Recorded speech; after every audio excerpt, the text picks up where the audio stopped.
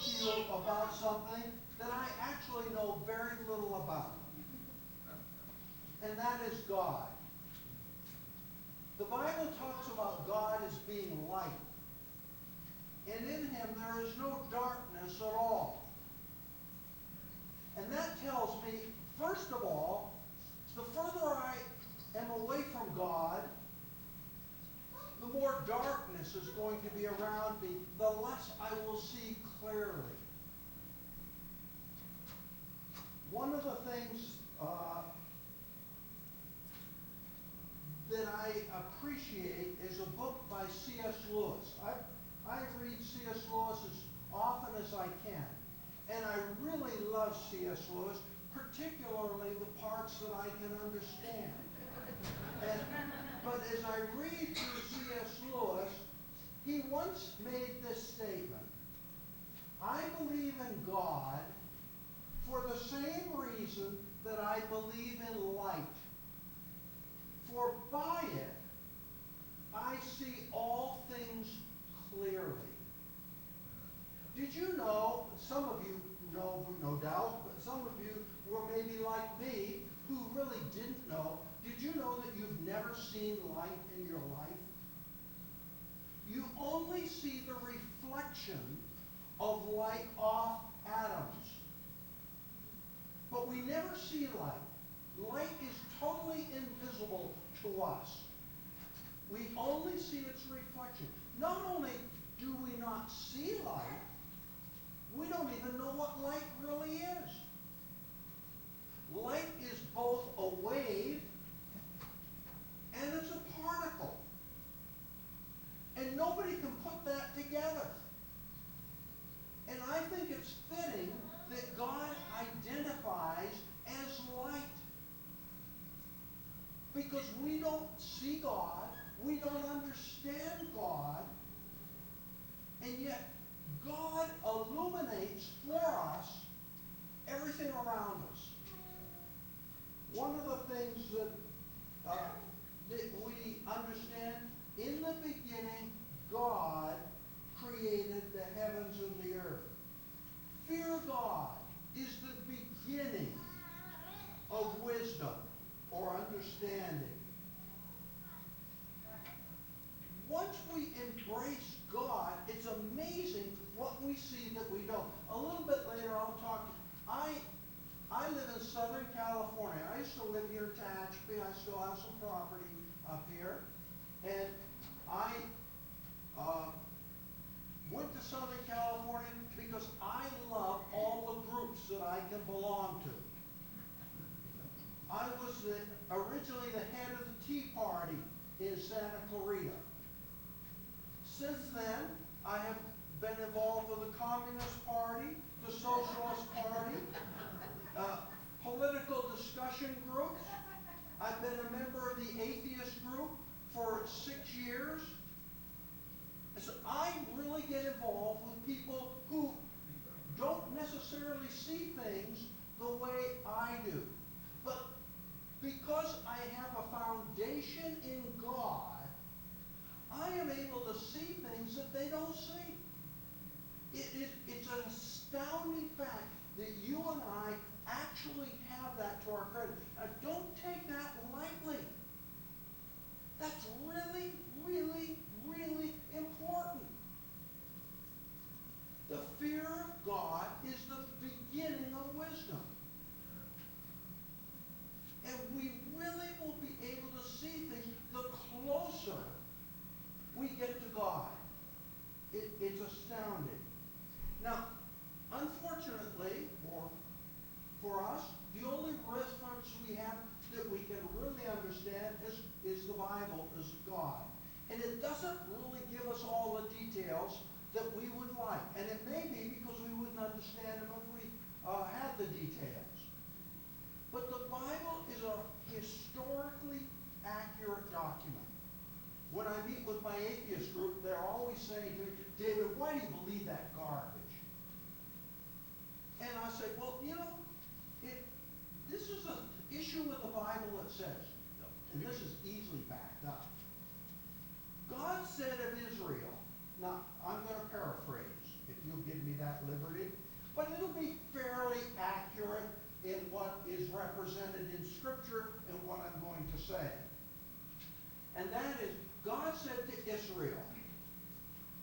you guys, if you obey me, you'll be happy little campers. Things will go really well for you. You'll just be tickled pink. That's Deuteronomy. It doesn't use those exact words, but it basically makes that point. Then it goes on in the next verse. It says, you know what? If you don't obey me, things are not going to be so good. I'm going to draw the sword out after you. I'm going to scatter you amongst the nations. But then the book of Ezekiel says, fear not, O Jacob, I will bring you back into your own land. Now we're talking about a nation. They've been under captivity to everybody. Assyria, Babylon, when Christ was on the earth, Rome. If the U.S. and European bloc pulled back from Israel today, they'd be toast. I mean, they've never, ever been a really power. I got a Bible concordance program. I don't even use a Bible anymore. I have everything on my computer plus a huge library. And I was using that Bible program, and I realized, you know, when you hear of David's power and authority, under David, Israel really flourished and they were strong. Well, that's true. But the reason it's true is because all the other nations were in disarray. And at least Israel had their act together. So they have never been a power. I mean, what would you think of a book written, it would pick a country and talk about it being scattered, brought back, persecuted? That's astounding. And unless you can explain that, you know, that's a great argument for you. It's simple. The Bible talks about where everything began, where everything's going. It talks about why do we have problems in the world today? If you understand the Bible, you have a light of understanding that the rest of the world does not have. I remember talking to one of my atheist group, and we were talking about the problems in the world. And I said, well, it really didn't start off that way. It was mankind decided, instead of saying, God, I'm going to follow you, they said, you know, hang it in your ear, God, I'm going to go my own way. And I said, that's the problem. There became all kinds of chaos. When God created the cosmos, and the cosmos does not mean planets and Earth. The word cosmos in Greek means the entire shebang, everything. Means what you do, everything. It has more to do than just planets. Then it went to chaos. And the guy said to me, David, that's simplistic. And I said, I agree, it is. But does that make it wrong? And of course he had no answer. But you see, God, as we get to know God and he sheds light on the world and on our lives, folks, we have an understanding that we wouldn't normally have. Now, how does the world see God? There are really, you know, if anybody comes to you, and I'm sure they have because they've done it to me, they said, I studied all the religions and I settled on Christianity. You know, the guy's blowing smoke. I mean, you know, there are over 3,000 religions in the world. You can never, ever. I mean, I studied Christianity for a long, long time now. And I'm just making baby steps. So how do if you were to break down God in the world, how do you do it? Well, first of all, there's my atheist group says there is no God. You have people like Stephen Hawking, who you remember is in a wheelchair, speaks through a computer. He says because gravity exists, worlds will keep creating themselves. Well, I don't know much about gravity, but it seems to me because it's dependent upon that. But that's another thing. Richard Hawkins, Nietzsche. Nietzsche was a guy who believed, a philosopher who's influenced a lot of people. He thought, you know what, religion is bad for you. But, so you'll feel better. He felt whiskey and alcohol was bad for you too. Why? Because it dulls your senses. You don't get the full impact of the pain and suffering that's in the world. So he rejected God, not only because of that, because it just didn't fit into his material universe. And so you have Bertrand Russell. Now this is my favorite guy. Bertrand Russell died in about 1970. He got a Nobel Prize. He was a PhD mathematician. He and Dr. Whitehead wrote a book, 387 pages, proving 1 plus 1 is 2. I met with a physicist, a PhD, and he said, actually, David, you can't prove that. Because when you really get into really quantum physics and the time warp and everything, things change. And so you can't really do it. But he spent 387 pages, 2 PhDs. Then he writes a book, 12 pages, proving there's no God, which I think is a hoot. I mean, I think that is just classic. So you have that view, no God at all.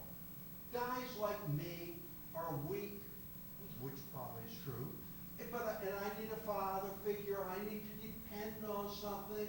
You know, if my wife weren't here, I'd really be lost. You know, I would have nothing to depend on. So I invent God in case she passes away or something. And so, but I actually don't think that's true. Then there's a second view that God is everything. God is called pantheism. It's the view that Hindus use, New Age use. There's lots of problems with that. I was talking, this is unwise. Do not do this.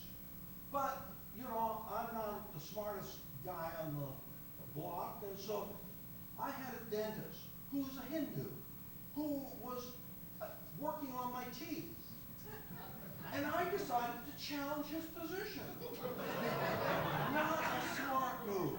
But anyway, and I said, well, tell me about Hinduism, because I don't know anything about Hinduism. And he said, well, you know, we believe that you want to reach the actual level where your energy all merges with the energy of the universe, and you become one with the universe. And so what we do is we go through series of steps until you get it right, until you can merge with this energy. And I said, well, now you're saying that your pure energy wants to merge with the universe. And he said, yes. And I said, wait a minute. You're already energy, but you're also personality. It seems to me that you're going to be less than you are right now. If you also are a Hindu, here's the problem yet. Everything is God. Ants are God, elephants are God, you and I are God, Ted Bundy is God, Hitler's God, Mother Teresa's God. Now, how do I ever make a choice? I mean, I can have personal preference. I could say, I would never do what Ted Bundy did. I'd like to do what Mother Teresa did, but, you know, but how would you have a right and wrong? It's all God. That's a problem. So I reject that one. Then you have the idea that I have to do something to gain God's favor. Islam takes that position. They have the 5 pillars of faith, and that's one is profession of faith, prayer, fasting, alms, and pilgrimage. Now, I was in Israel, 3 or 4 years ago, and I sat down with a Muslim and was talking to him about religion, and we talked about it at length, about an hour and a half. And all the time, I was buying my wife this ring that she liked. It was $80 some dollars. And so I offered to buy the ring, but I beat him down to $37. Now the reason I was able to beat him down to that's every nickel I had in my pocket. Come to find out, this ring was probably sold to him from China for $5. But had I been shocked, because I didn't have any money now, because he got my $37, I would have said to him, you know what, if you're going to be a good Muslim, you need to give me some alms because I need lunch and I don't have any money. But I didn't think of that until I got home. But you see, there are religions that are trying to placate or appease God. The New Age religions do that. Cults do that. People in general do it. Where does that come from? Did you know that they've done that since the Egyptian gods, the Greek gods, the Roman gods? You always tried to get the gods happy, to maybe not even noticing you were around. You just made sure that you gave them some kind of a sacrifice so they wouldn't be unhappy with you. The majority of your neighbors, the people you interact with, take that view of God. They think, if I really live really good, and my good living outdoes my bad living, I'm going to make it into the pearly gates. That's the majority view. Christianity is unique. Of all the views of God, there's only one view that says you can do nothing to placate or impress God. Can you imagine? And I actually am very narcissistic. I actually have a very high self-esteem usually. I wouldn't even think I could impress God. So that God would say, man, I'm glad to have David on my team. I just don't think that's realistic. So what does the Bible picture? The Bible pictures that God so loved the world that he gave his only begotten Son, that whoever believes in him should not perish, but have everlasting life. God does that. I don't do it. God reaches out. Now, the idea of believing is really an interesting word. In John 11:25 says, I am the resurrection and life. Whoever believes in me, though he die, yet shall he live. And whoever believes in me shall never die. Romans 4:5. The one who does not work but believes in the one who justifies the ungodly, his faith is counted for righteousness. What does it mean to believe? Well, that's a tricky question. Because there are kind of levels of belief for all of us. Now, none of us, I dare say, all of us believe putting your hand in the fire is not a good thing to do. We actually believe that. I dare say most of you have never said, there's a fire, stick your hand in. I mean, you may be cold, and you put your hand close to the fire, but you don't stick it in. So, belief really affects our behavior. Really critical. So, I want to know how your belief in God affects your behavior.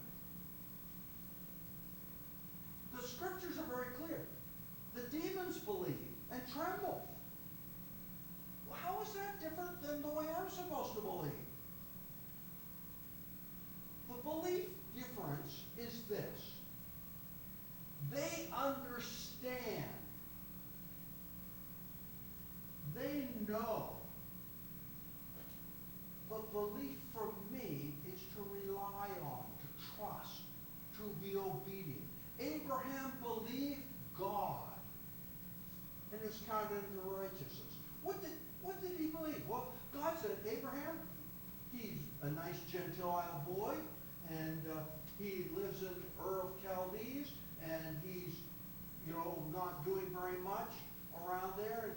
And God appears to him in some way, and he said, I want you to leave your father, your mother, your neighbors, and everything, and go to a land that I'm going to show you.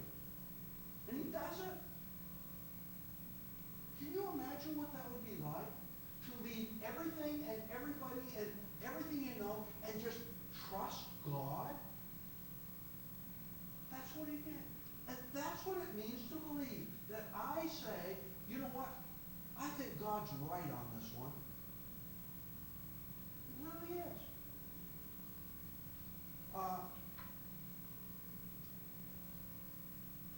Believing is really kind of like my wife and I own a bed and breakfast in Yosemite. Now, Yosemite National Park is the size of the state of Rhode Island. So it's more than a day's walk. You can go out in the back country of Yosemite National Park, and you're way out there. Nobody around, mountains, trees, you can't see anything. And you come across a sign, and it will say, Valley Floor this way, and there's a sign going, and it says 14 miles. So what do? Assuming I want to go to the Valley Floor, I start walking 14 miles, that sign. Then I see another sign, and it says Valley Floor, 8 miles that way. I see another sign that says Valley Floor, 6 miles. Another sign, Valley Floor, 3 miles. And if I keep following the signs, lo and behold, I end up in the valley. That's what the Bible is for us. It's a sign that points us to God. Once you follow the signs, when it tells you to do things and you follow those signs, you will really meet God in a way that you've never met him before. The Christian life, the focus, is not knowing something. It's being something. Most of us, well, at least for me, I always treated Christianity as I would treat philosophy. I like studying philosophy, and I work at that a little bit. And I read all these philosophers and try to learn about them and what they said. That's how I was looking at Christianity. But one day, I was reading a thing on C.S. Lewis, and Lewis was teaching philosophy.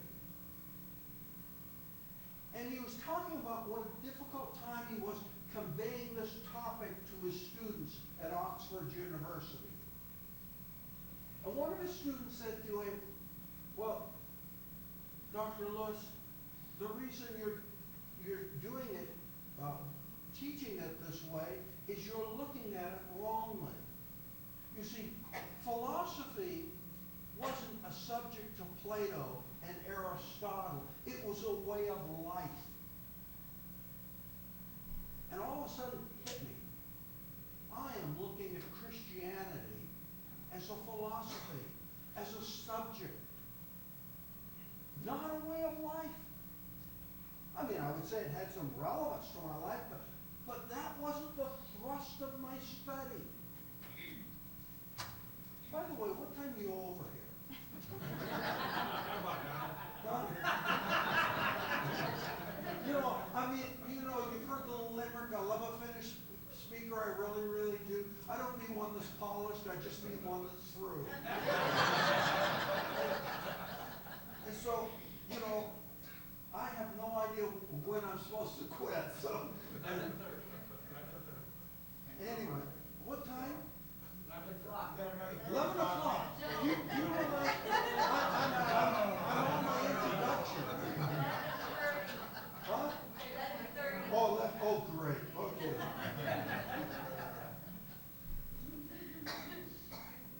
So, the emphasis of the Bible is to know God.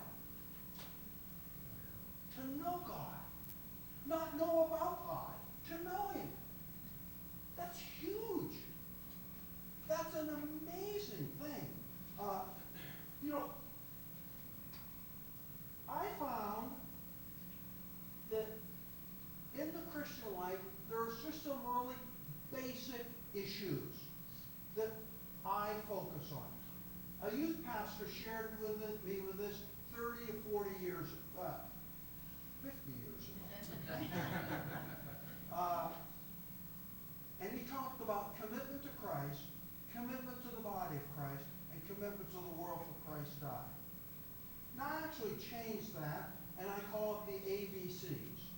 Commitment to the Almighty, commitment to believers, and commitment to culture. ABC. I find that it is those issues that I need to put my life and pour my life into and focus on. Just the basics. You know, I'm constantly amazed at how much I really know when I'm studying or thinking about a subject. And I'm appalled at how little I know when I open my mouth to speak. But, you know, this balance in the Christian life.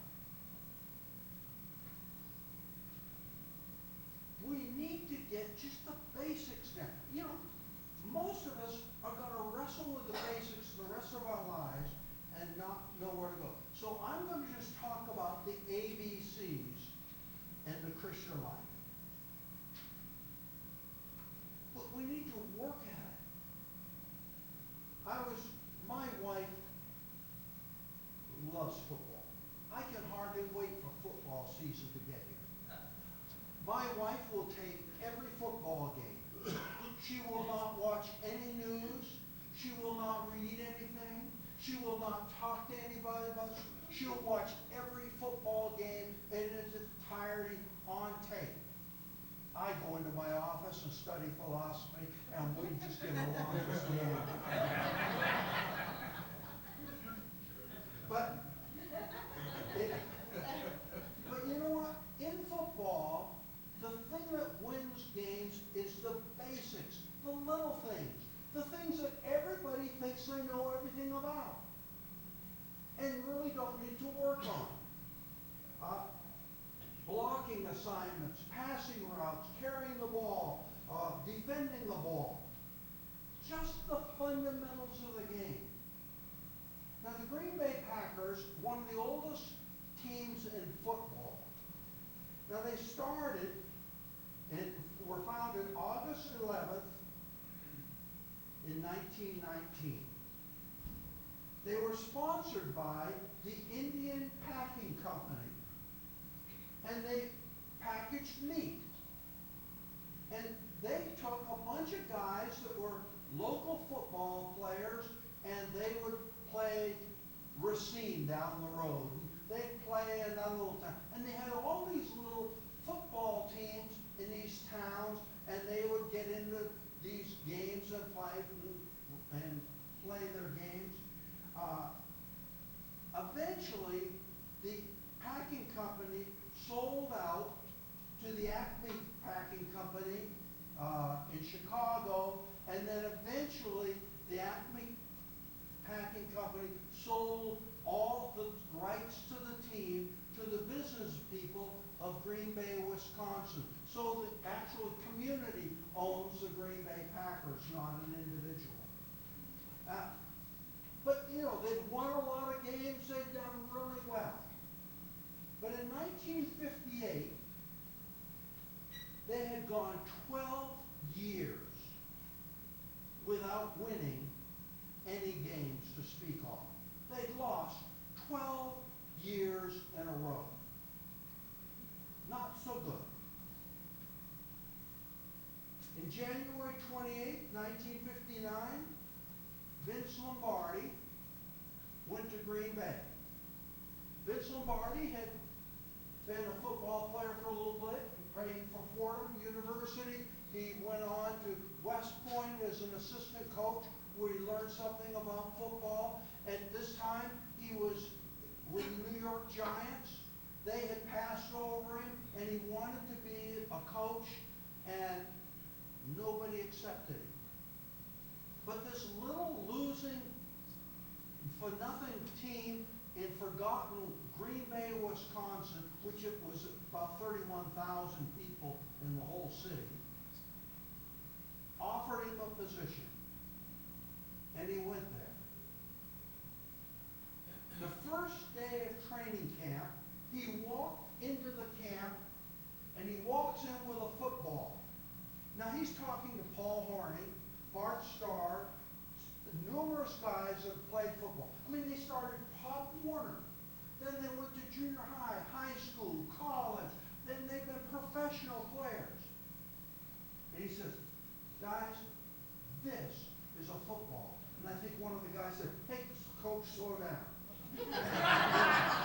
But anyway, but what he did as a coach, he focused on three things over and over and over again. Blocking, tackling, and moving the ball. And he said, you know what, guys, we don't have to be very good. We can only move the ball 4 yards per carry, sometimes 3. And you know what? If we do that, the other team will never get the ball. They'll never beat us. We got the ball. And so they just kept going and tackling and blocking. And he required of the pros and the rookies the same effort. I remember watching him on a thing. He was standing on one of those carts that are weighted down with sandbags, and he's watching, and one of the guys come in and blocks. He says, hey, lift your eyes up. Keep your eyes on them. You know, because if you take your eyes off the person you're blocking, they're liable to sidestep you. You need to be watching. And he worked on the basics, and he worked on the basics, and he worked on the basics. Now, all the teams in football know how to tackle. They know how to block. You'll see some guys tackle, they'll grab a guy around the shoulders to tackle. He wanted you to hit him below the waist with your shoulder pads and drive him to the ground. And just keep pounding away on the basics. Folks, I'm absolutely convinced that that's what we've missed in Christianity, the basics. We get involved with eschatology and all kinds of things, but we don't focus on the basics. What are the basics? Well, I think the number one basic is growing in my commitment to the Almighty. I need to love God more, serve God better, and be more committed to Him today than I was last year. So I got thinking about that. And by the way, I'm 76 years old. I'll be 77 this year. Been a Christian a long, long time. And you know what? I decided I don't really know very much about prayer. And frankly, I don't pray very well. So a year and a half or maybe 2 years ago, our church has a prayer meeting at this ungodly hour at 6 in the morning. And I don't want to be late, so I get up at 5 o'clock to go to prayer meeting. And why do I go? Because I pray well? No. Matter of fact, I got probably more questions about prayer than anybody in the whole group. I'm probably the worst prayer there. But I go because I need to learn to pray.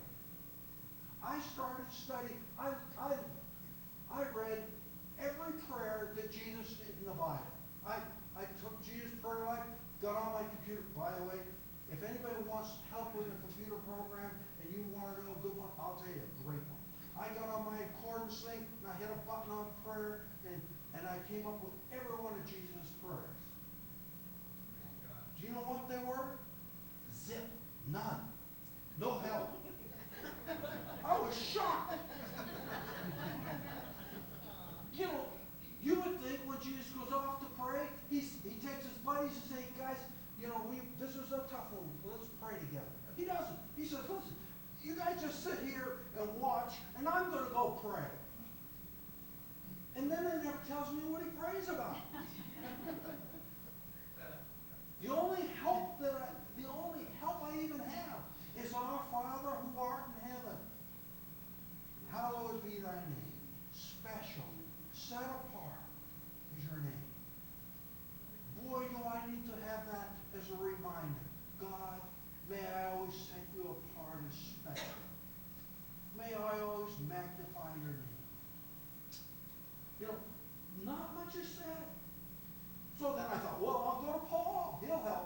he don't have much either. He does a little bit more than Jesus, but not a great deal. But I'm struggling with that. I don't know very much about prayer. But in the ABCs, and you think I do bad on prayer, I do even worse on this. I decided I was not a very good Muslim. I didn't want to be a Muslim. I actually read about a guy that was a Muslim, became Christ. He got up at 4 o'clock in the morning to have his first prayer. And I thought, man, I don't even like get up at 5 o'clock in the morning. 4 o'clock's out. So what happened is, I decided my wife has been beating me over the head with this book of Daniel, saying, David, I want you to study the book of Daniel. Learn the book of Daniel.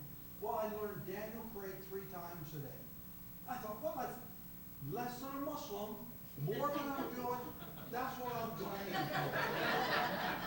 So now I take early morning. When I get up is early morning. Early morning, and I pray for the A's in my life. Anything that does with my relationship with God or somebody else's relationship with God, I pray for that. And then through the afternoon, I'll pray for A's as I think of it. Then at noon, it's time for believers or B.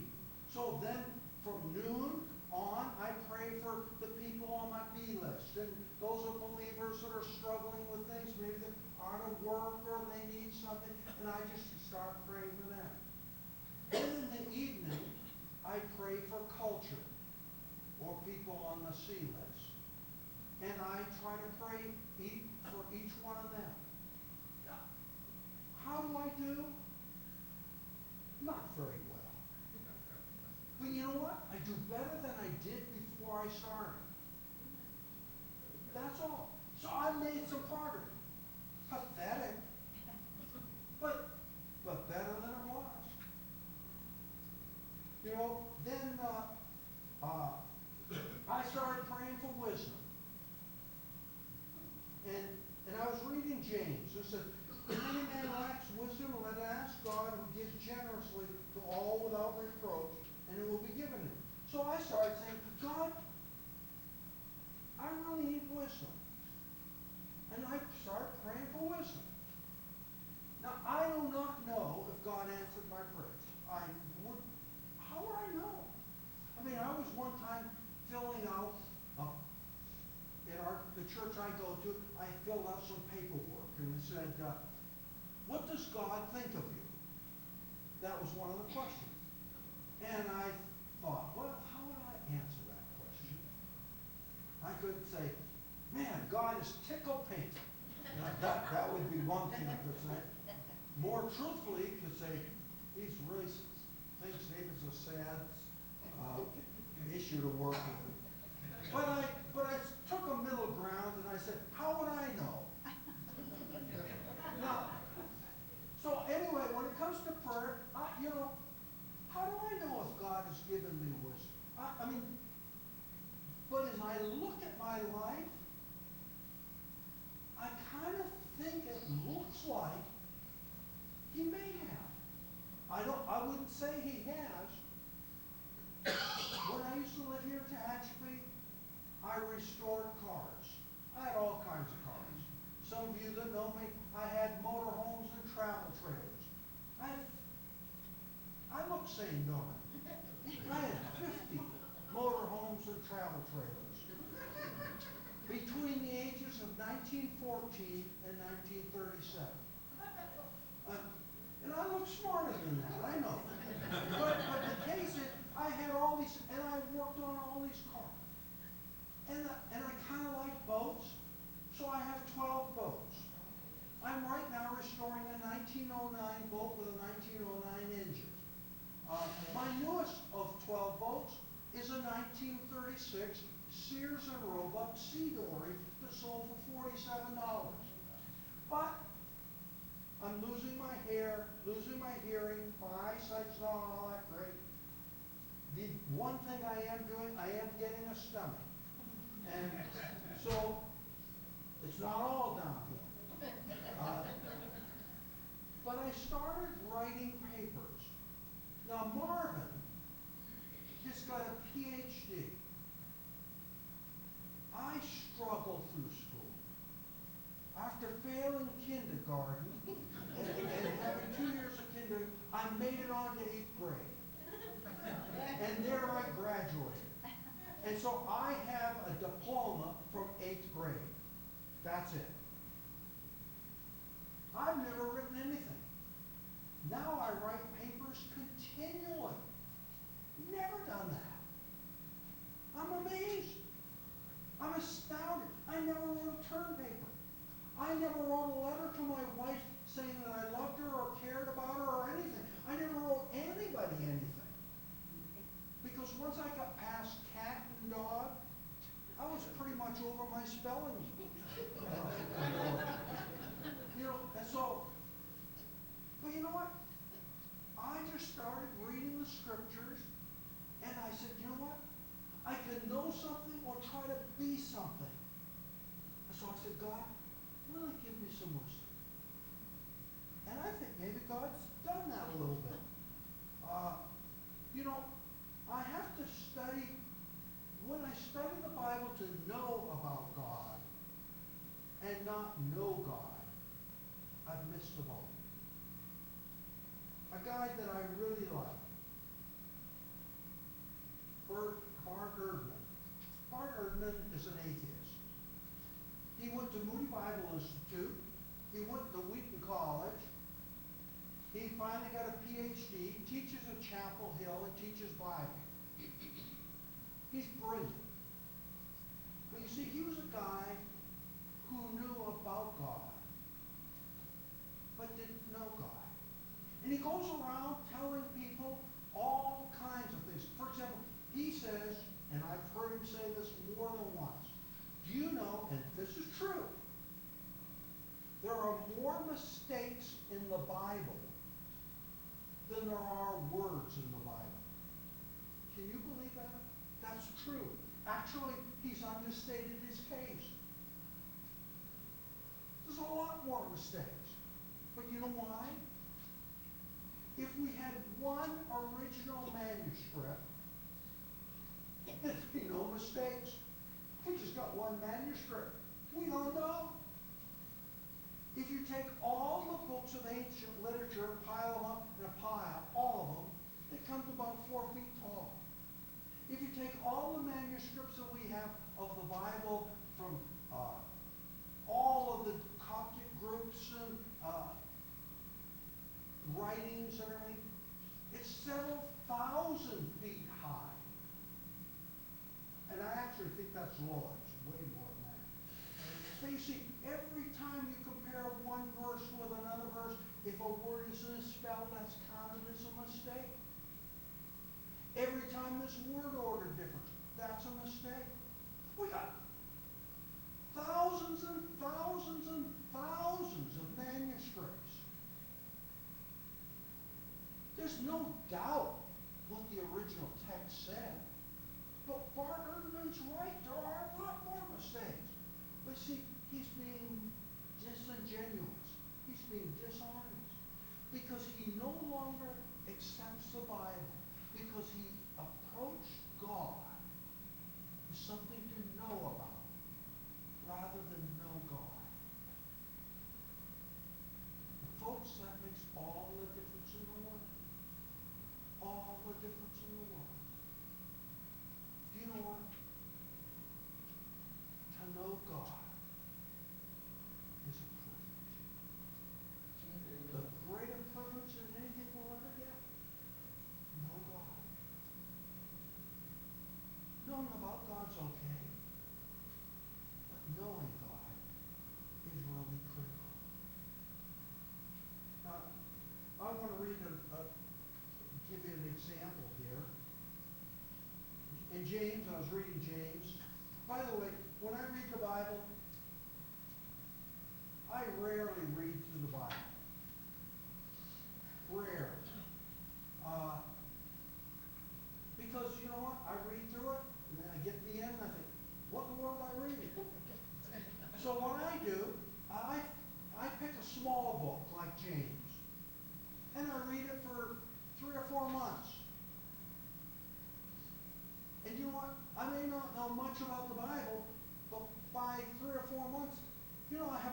idea of what James is talking about. And so I was doing that, and I came across this. Be ye doers of the word, not hearers only, deceiving yourselves. I thought that was really a great verse. You know, if you're a person that just really takes in the word and everything, you may have deceived yourself, but you've not deceived anybody else around you. Just yourself. One of my favorite guys is Sigmund Freud. And it says, when it comes to self-deception, we're all geniuses. You know, that's really important. We can con ourselves. Well, anyway, going on with James, but do you serve the word, not hearers only, deceiving yourselves? For if anyone is a hearer of the word and not a doer, he's like a man who looks intently at his natural face in a mirror. For he looks at himself and he goes away, and once he forgets what he was like. But the one who looks at the perfect law, the law of liberty, and perseveres, being no hearer who forgets, but a doer who acts, he will be blessed in his doing. That idea of blessed has the idea of God's favor, God's coming close to the person. That's what once we do God's word, John 15:21 says that he that hath my words and does them, it is he who loves me and will be loved of my Father, and we will reveal ourselves to him. That's how you get to know God. You don't get to know God by studying about God. You get to know God by being obedient and being doers of the word, and then God takes the prerogative to reveal himself to you, and your whole world is changed. Amen. Being doers of the word. Well, so I started off, that's A. So I'm trying to get to know God by being obedient and trying to say, when I read the passage, I try to say, what do I need to do? Now, let me give you an illustration. I'm going to move to B. Now, these are my basics. Vince Lombardi thing, teaching blocking and tackling. The basics of the Christian life, in my view, are the ABCs. I come to the B. Growing in my commitment to believers.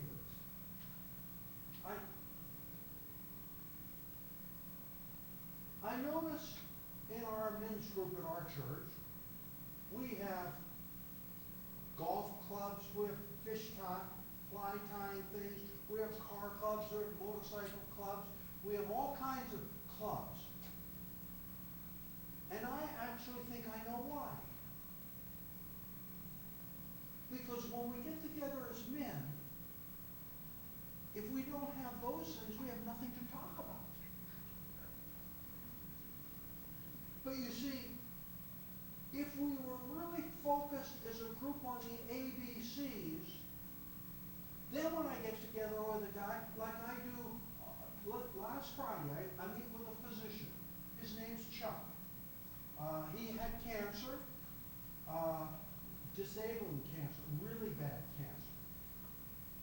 He had to leave that, and as we sat there, he said, you know, David, that's the best thing that ever happened to me. To become unemployed as a doctor, because he said, now for the first time, I realize what's important in life.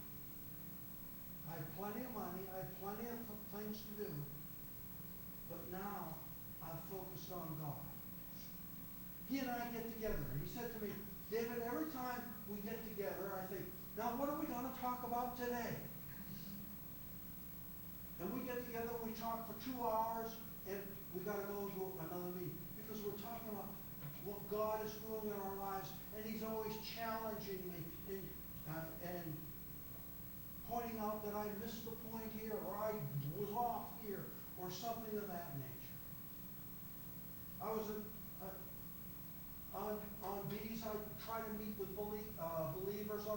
remember meeting with this guy in our church. His name was Francis. Now, Francis was a guy, he was the wet cardboard kind of guy, if anybody. Nobody wanted to be with him. And certainly, I didn't.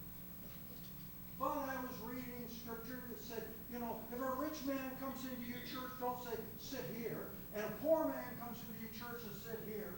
And so I thought, well, in our church we don't have any really poor people. So I thought, well, I'm safe from that one. But then God sort of led me to think, well, wait a minute, what if I took that to be people? I mean, if it was the senior pastor that came in, or one of the really important people, things of that nature, I'd say, hey, you know, sit down here, you know, I'd like to get together with you. But Francis certainly made it as a poor person. So I thought, oh no. Okay, God, I'll call Francis up and we'll have lunch. And I called him up and we got together for coffee at Panera's. And we met, and I thought, man, I was right on that one. And then, you know, after we finished having our bagel, he's sitting there cleaning his teeth as we're trying to talk. And I thought, you know, and then he calls me as my new best friend. So I decided I'd go out with him again. It was a little bit better, but not much.